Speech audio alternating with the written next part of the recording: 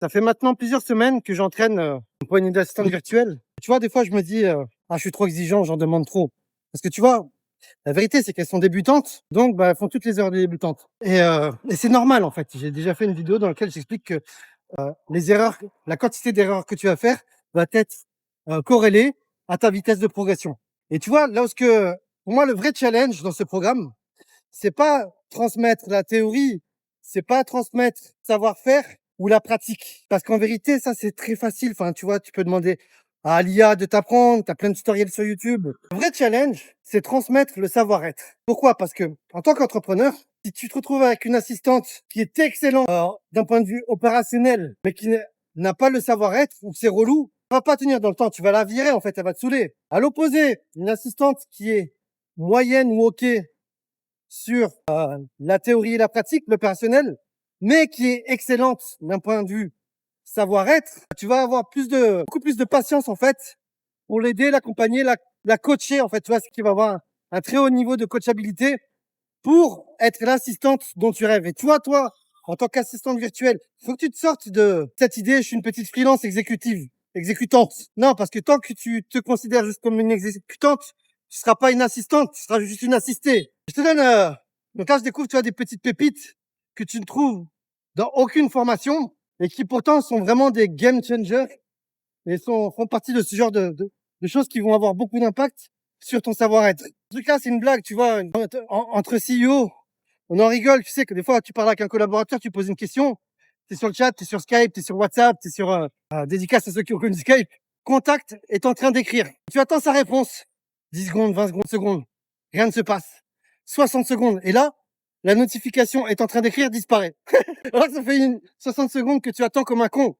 60 secondes que tu t'es défocus pour donner ton temps à ce collaborateur, pour avoir une information. Là, tu te dis, tu mets point d'interrogation, tu vois. Et là, de nouveau, tu as la notification, contact est en train d'écrire. Tu attends 20 secondes, 40 secondes, juste pour qu'il te réponde, c'est fait, ou c'est bon, je m'en occupe. Et tu vois, ce genre de truc-là, ça plombe l'énergie du CEO parce que tu lui niques son temps, ce qui est sa valeur la plus précieuse, mais surtout, en fait, au-delà du temps, tu lui niques son focus. Le temps qu'il attend, c'est vraiment du gaspillage et qui le déconcentre de sa vision. J'avais un autre exemple, c'est quand tu chattes avec ton client, il te demande de faire un truc, mais en fait, tu lui dis pas quand est-ce que tu vas le faire.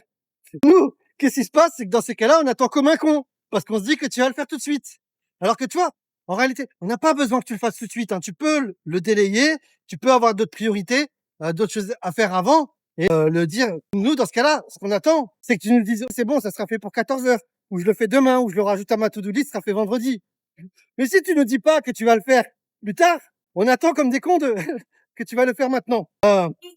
Autre exemple aussi, c'est que nous, on rêve secrètement que vous lisiez dans nos pensées. Et la vérité, c'est que même, parce que ça nous arrange, on va croire que vous y arrivez. Donc systématiquement, quand on vous donne des tâches, quelque chose à faire, systématiquement, tout le temps, reformulez-le.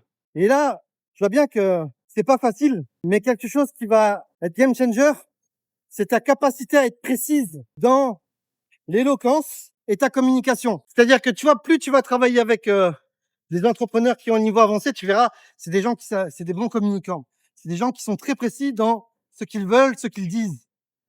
Et toi, si dans ta communication, tu es imprécise ou tu déformes l'information, ça va être dur. Et tu vois, justement, ça, c'est un des points, justement, où des fois, je me trouve trop pointilleux là-dessus. Mais cette précision que tu vas avoir va être corrélée avec le niveau des entrepreneurs que tu seras capable d'avoir. Parce que plus ils vont avoir un niveau avancé, déjà mieux ils vont te payer, et moins ils seront tolérants justement avec l'imprécision. Parce que ton imprécision va niquer sa vision. Et ce qui va faire que ça marche, c'est la bonne exécution de sa vision. Et donc, tu vois, si c'est une assistante virtuelle débutante et qui s'est déjà retrouvée à trouver ses clients chiants. Je parle pas des clients avec un mindset pourri, hein. Eux, ils existent. Pas d'eux. Je te parle des entrepreneurs de haut niveau. Des gens qui sont pas très accessibles. Qui tu les as trouvés détestables ou, en fait, ils ont pas le temps.